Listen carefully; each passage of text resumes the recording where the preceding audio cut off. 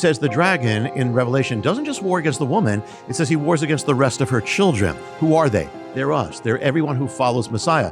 If you're a believer, you are a spiritual child of Israel. No matter where you come, you are. The enemy attacks Israel physically. He attacks the people of God spiritually. Persecution. In the last days, he's going to rage against both of them. And so Israel and the church are going to get more and more, come together even by that. But before we get into our conversation, my name's Eric Metaxas, and this channel exists to bring you a biblical perspective on today's news, culture, and hot button issues. If you're new here or not, welcome, and be sure to hit the subscribe button and the bell icon so you are notified when new videos get posted. Folks, I could hardly be more excited than I am right now to have in the studio my friend Jonathan Cahn with a new book called Dragon's Prophecy. Jonathan, welcome back. Thank you. Always great to be here. Nobody writes more books than I do, except you. But I think that's because my books, I can't write them quite as quickly because they're just loaded with information, whereas your stuff, it's pretty fluffy stuff. Oh, yeah. There's really nothing in it. Folks, if you've read these books, it's just, it's just opinions, except I'm kidding. Feel good. Here's the problem. Your books are so full of information that I don't even know where to start. This book talks about unseen forces determining the events of our times, and you uncover mysteries like the return of the Sea Peoples, the Dark Resurrection, the Black Sabbath, the Prince of Persia. It's tantalizing stuff. Where do we start? Why do you think... where did you get the idea? This is my first question. Where did you get the idea to write this book? What was the initial thing that said, I'm on to something again? Yeah, well, this was different because I was actually planning to write another book, which was the sequel to The Return of the Gods. And I know I'm going to write that, but I was interrupted. And one thing I was interrupted by is what happened in Israel.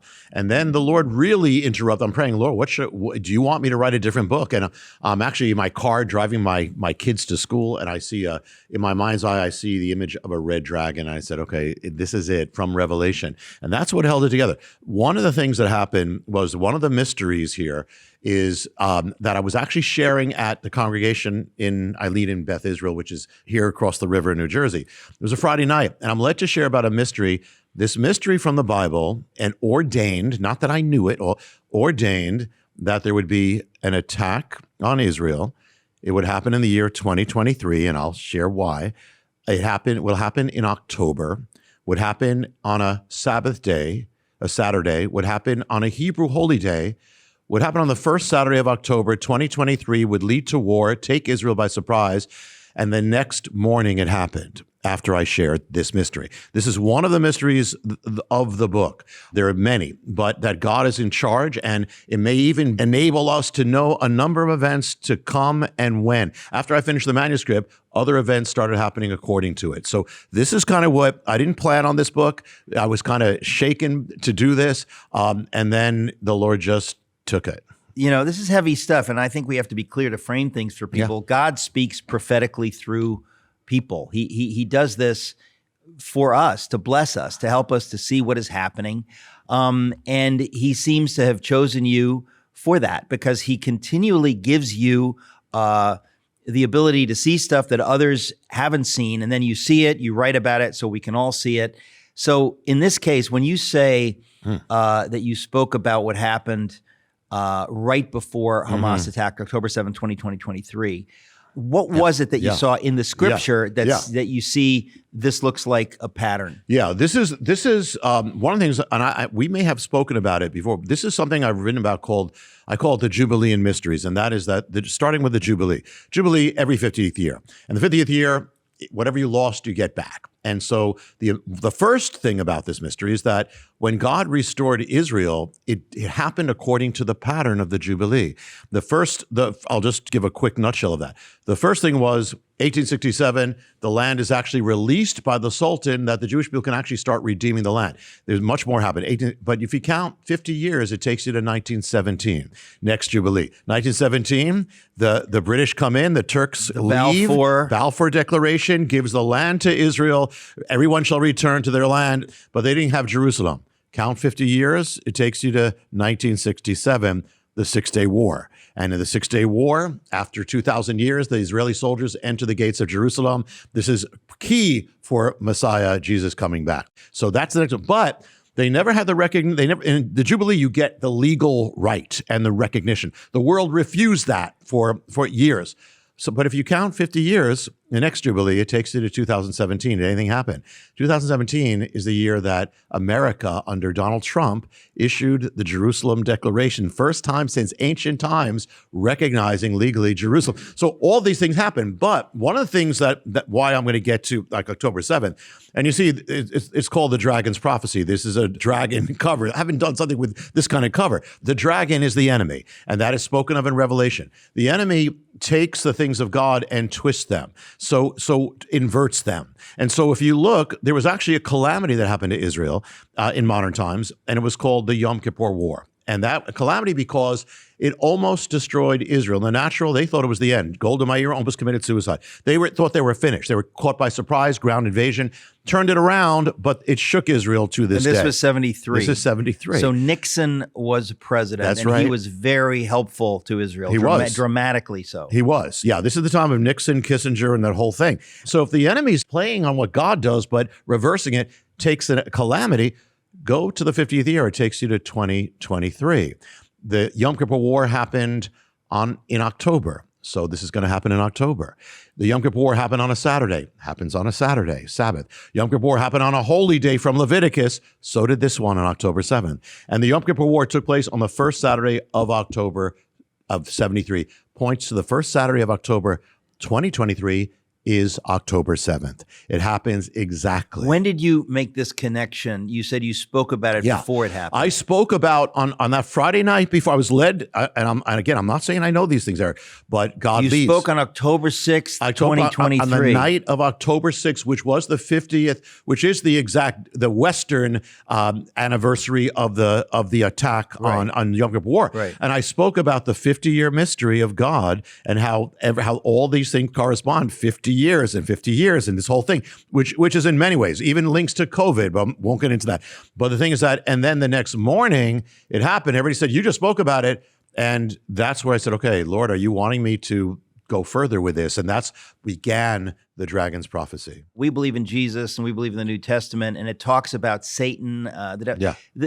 What is the Jewish understanding of the devil? Because they don't have it's not as clear as it is in the New Testament. Yeah, well, everything is clear. It kind of comes to its full clarity in the New Testament, but which is in the Old Testament, And so, yeah, Satan is in the Old Testament. The word Satan is Hebrew. I mean, Satan, the opponent. And that translates to Greek, becomes diabolos. We get the word devil. So this is the opposer. You find him in Job. You find him in Zechariah. He accuses Israel. Deals with David at one point. So you have this actually continuing.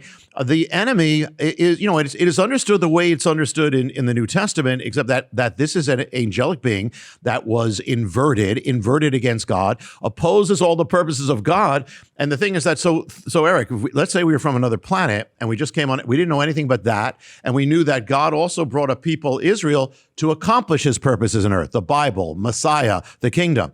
What would happen? There would be a war between this entity and the Jewish people. And we would expect, if we knew nothing else, the Jewish people would become the most hated people, accused people, persecuted people, ravaged people. And we'd see this war through, and this war would never end because the enemy doesn't die. The first anti-Semite is an angel. And when you look in Revelation 12, that shows you have the dragon set with the enemy attacking this woman with 12 stars and who gives birth to Messiah. That's Israel. And so this is exactly what just happened on October 7th. People were shocked. This is part of an ancient war that was long before we were born, and it's going to continue up to Messiah. But this is really, see, one of the things is that I think you probably heard the story. I don't know if it's been verified, but that a king asked his minister, give me one proof of God. And the guy says, the Jew. Yeah. Well, but the Jewish existence proves God, but it also proves the enemy, because no people, why is it the most evil people in the world, Hitler, most of you are obsessed with the Jewish people. Because the enemy is, and it never makes sense. The communists accuse the Jews of being capitalists, the capitalists of communists. It doesn't matter. It just resurrects because this is a real spiritual warfare. You say something in the book about the Sea Peoples. Yes. Now, I'm familiar with the Mycenaean era. Yes. I'm writing a book on Homer and the Mycenaean people. So we're talking, 1600 BC to about 1100 BC. And a lot of people have speculated that the Mycenaean era was really wiped out by the Sea People. It's always very confusing. So what do you mean when you talk about the secret of the so-called Sea People? Who are the Sea People? Yeah, and by the way, Eric, you're the only interviewer who knows what you just said, to say that I've known. That's brought that up. One of the things I want to do in the book, it's kind of removing the veil to see when you remove the veil to the spiritual realm, you see actually what's happening in the physical realm right now. And so just a note of the enemy. The enemy is also a mimic. He's an imitator. He imitates God, the works of God, the Antichrist. Everything is an imitation. Well, what did God do? God, in the 20th century, God resurrected an ancient people, Israel, back into the world. What's the enemy going to do? He's going to resurrect an ancient people. Okay, going to a break. That's called a cliffhanger in show business. We'll be right back. Did you know that every solar panel needs silver paste to work its magic? And the demand for solar power is doubling every 3 years, so silver is set to take off. A silver IRA with Noble Gold makes perfect sense. No matter who wins the election or what the economy does, silver's future looks dazzling. Visit noblegoldinvestments.com now to claim up to 10 1-ounce silver Trump coins or a 10-ounce silver American flag bar. Let's catch this silver tsunami together. So you're talking about the Sea Peoples. It's unclear who the Sea Peoples were. So keep talking about this. So the thing is that what if the enemy is going to imitate God and God resurrected an ancient people, could the enemy also resurrect an ancient people? And it's not about the people. They don't know what they're doing. We love all people, but they can be used. And the thing is that who are the ancient enemies of Israel, the arch enemies? The Philistines or the Pilashtim. They are known as one of these people who swept across the Mediterranean, across Egypt, settled in Israel on that coast. And so what if the enemy would do that or take a people and conform that into that image? Well, the amazing thing is, by the way, when the Jewish people, the first instance of Israel recorded outside the Bible is by the pharaohs in the inscriptions where it says, I vanquished Israel. But the Merneptah stele, I think it was the Merneptah stele. I wrote about that in my book, Is Atheism Dead? I was so fascinated by this. I mean, it's amazing. And right after that comes the first recorded instance of the Philistine. So it's like Israel comes in the world, the Philistine is there. Now, the thing is, what if the enemy resurrected it? Well, there's a people called the Palestinians. The word Palestinian literally means, people don't know this, means the Philistines. And in fact, the way you pronounce it in Arabic, they don't call themselves Palestinians. They call them, it's pronounced Philistine or Philistini. Literally, it's the word Philistine. So you have Israel, and as Israel was resurrected, this other resurrection starts paralleling it. And in fact, the word Philistine comes into the Arabic word just right starts spreading through the Arab world as Israel's coming back. And at every point, it happens. Where did the Philistines live? They were in the place called Pilashet in Hebrew. We call, in the Bible, say Philistia. It's a little region of land. Where is it? Today, it exists, but it is called the Gaza Strip.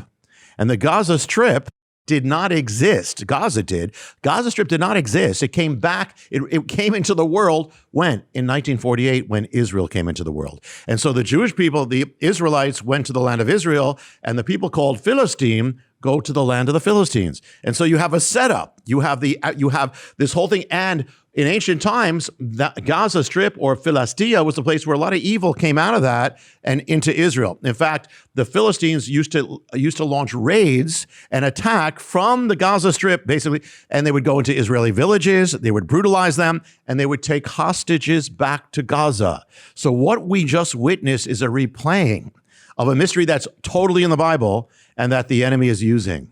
Okay, now you say also that Hamas appears in the Bible. How so? Hamas is an Arabic word, and it's an acronym, and it means the Islamic resistance movement, and it means in Arabic zeal and fervor.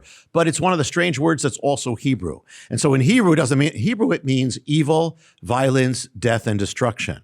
And the thing is, that word Hamas actually appears in the Bible, and I'll give you some examples. I put it in the book, but just some examples. If you go in the Hebrew, it says, for instance, Lord, save me from the man of Hamas. It says, Hamas has risen up in the land as a rod of evil.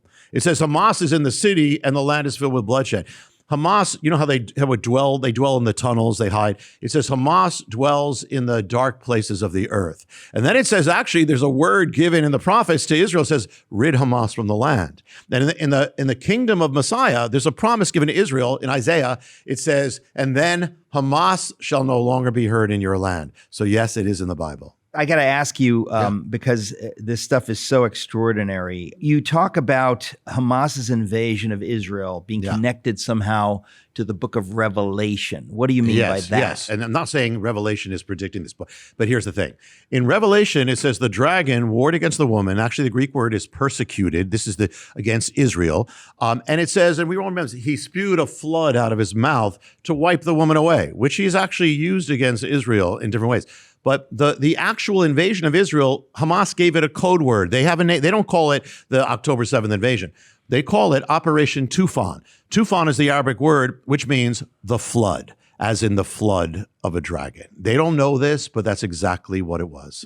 It's unbelievable. What do you mean by the term the colors of the apocalypse? Yeah, in the book of Revelation, and by the way, this is also, Eric, this is the only book, I didn't plan it this way, it's the only book I've written which totally goes into the realm of end-time prophecy. What's happening now, but it totally relates. We've crossed a number of thresholds, prophetic thresholds. But this one is in Revelation. Of course, there are the colors of death, of famine, of war, which is the four horsemen, the four horses. You have the white horse, you have the red horse, you have the black horse, and you have the pale green horse. But the amazing thing is after October 7th, it wasn't just October 7th. All over the world, you have this wave, this hatred, this rage against Israel. In Harvard, in America, as well, the whole world. And the thing is that where there was this rage against Israel, the colors of the apocalypse start appearing. And how so? They all gathered around a banner. The banner is the flag of Palestine or the Philistines, which is white as in the white horse, red as in the red horse, black as in the black horse, green as in the green horse.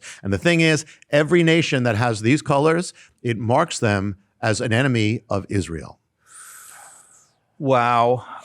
Okay. You say that the prophet Ezekiel foretells a coming invasion of Israel that may be another big event. Talk about that. Yeah, well, Ezekiel 38 is very specific, and he speaks about an alliance of nations, an invasion of Israel, and he names the names. Now we can identify a number of them with at least the areas there, and there's question of it. But the thing is that we can't identify them. Interesting thing is the ones we can identify today or in this modern age, have all become enemies of Israel. Interesting. They're also working more and more together. But the thing that I saw is that it says that they'll all partake in an invasion of Israel. What I saw is that each one of them, of these ones that I identify in the book, each one of them had a part in the invasion of Israel of October 7th. Each one was a backer of Hamas. Each one smuggled in arms. Well, we know Iran. Who else? Definitely Iran. Sudan, which is Kush, also did. Put, which is Libya, and Togarma, Turkey, every one of them are marked as they did that. And this had never happened before. I mean, and this is not, the fulfillment is yet to come, but they've never crossed this line. They were all involved in invasion of Israel. And Iran, absolutely. Iran, Ezekiel says Iran is going to attack Israel along with the rest, but Iran never attacked Israel directly. But Iran, for the first time, did. It was just in the last few months. First time. We crossed another prophetic line. Yeah. You say that behind 9/11 was the Temple Mount. You say this in the book, and I have to ask you about the so-called King Solomon's secret. I mean, this is tantalizing stuff. We don't have enough time. Go ahead.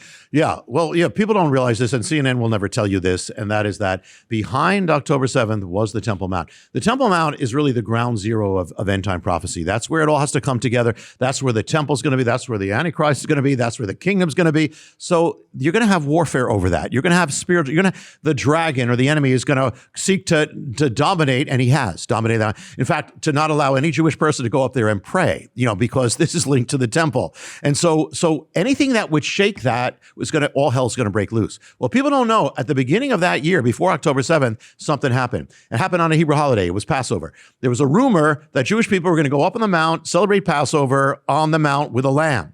Well, all hell broke loose on the Temple Mount. And it was then that Hamas issued a threat to Israel and said, because you did that, because of that, you're going to pay the price. Basically, I'm paraphrasing. October 7th was the enemy's his counterattack for what just happened. All hell broke loose on that. And the thing is that as it happened on a Hebrew holy day, so October 7th, the attack happened on a Hebrew holy day. And the thing is that as far as King Solomon, there's one day of the Hebrew year where the Jewish people open the scrolls and they read of King Solomon dedicating the temple on the Temple Mount. Now, to the enemy, that would be a threat. And they're reading it all over Israel. What day was that appointed? It's a Hebrew holiday. The day fell on October 7th. So they're opening the scrolls. They're reading about the temple on the Temple Mount. Hamas is planning the Operation Tufan, which they also called Operation Al-Aqsa Mosque. They named the attack also after the Temple Mount. And by the way, I'm going to throw this in, Eric. Behind 9/11 was also the Temple Mount, because after October 7th, Hamas issued a statement. They said it was because of the Temple Mount. You threatened the Temple Mount. This is the devil. This is the enemy speaking. After 9/11, bin Laden issues a statement and he says it happened because, almost uses the exact same words, because of how you threatened the Temple Mount, talking about Israel and thus America. And so it's all behind it. It's all, when you pull away the veil, it's all there. I think the obvious question that a lot of people have to some extent is, what's the point? In other words, you hear all this stuff. What is God trying to do by giving us the information that he's given you, that you put in this book? What is the larger point? Yeah, one is that God is in control. God is real. The God of the Bible is still real. The God of Israel is real. And what the Bible said is actually coming forward. We are actually moving forward on these things in every direction. The other thing is, what do we do? The last part of the book of the Dragon's Prophecy is, what do we do? Because, you see, it says the dragon in Revelation doesn't just war against the woman. It says he wars against the rest of her children. Who are they? They're us. They're everyone who follows Messiah. If you're a believer, you are a spiritual child of Israel. No matter where you come, you are. The enemy attacks Israel physically. He attacks the people of God spiritually. Persecution. In the last days, he's going to rage against both of them. And so Israel and the church are going to get more and more, come together even by that. But one of the things is that we have to fight. One of the things about the Israel in the natural, Jews weren't known as fighters for a long time. They weren't allowed to be. They came back to Israel and said, if we don't fight, we're dead. That's the correspondence. We are spiritual Israelis. We have to learn how to spiritually fight. We cannot just take what's happening in the culture, what the enemy's doing, or in our lives. We have to say, no, we will fight this. We have to be strong like the first believers were, and to touch the world. So that the last part is about that, because the dragon wars against every human being, not just the Jews, not just the church, but everyone in the image of God. He's been warring against each one of us since we were conceived. And we have to fight the fight. And some things of encouragement is, when you look in Revelation, you see a dragon, but you also see a lamb. And now most people would place their bets on a dragon if they're fighting, but the lamb wins. The lamb is Messiah. And the thing is, evil always comes like a dragon, overwhelming, fierce, intimidating. Good comes like a lamb. It's an underdog. Doesn't look like it's an anointing. I mean, you speak about, look at the Christians in Nazi Germany. Look at the Christians in Rome, and on and on. Well, it may not look like it, but good does win. The dragon is reptilian. That's cold-blooded. They don't last. The evil doesn't last. It can't. But good goes forever. We will win, if we persevere. I'm not talking about every battle. But it's interesting when you talk about fighting, because I really do think that there are many Christians who have been persuaded of a lie, that they're not to fight. That is not biblical. Final thoughts. We've got 40 seconds. Yeah, encouragement here, and that is that when you look at this, a real thing. Here you have Israel that the enemy's been trying to destroy for 4,000 years. The pharaohs, Assyria, Babylon, Rome, Hitler, the terrorists. But you know what? Babylon is gone. Rome is gone. The pharaohs are gone. They're all gone, but the nation of Israel still lives. It should be in museums here in New York, but they're alive because the God of Israel's alive and the Messiah of Israel's alive. And if you're following him, you will win in the end, but you got to fight. One of the things I say, you can't win if you don't fight. And so the last part is that we must fight the dragon.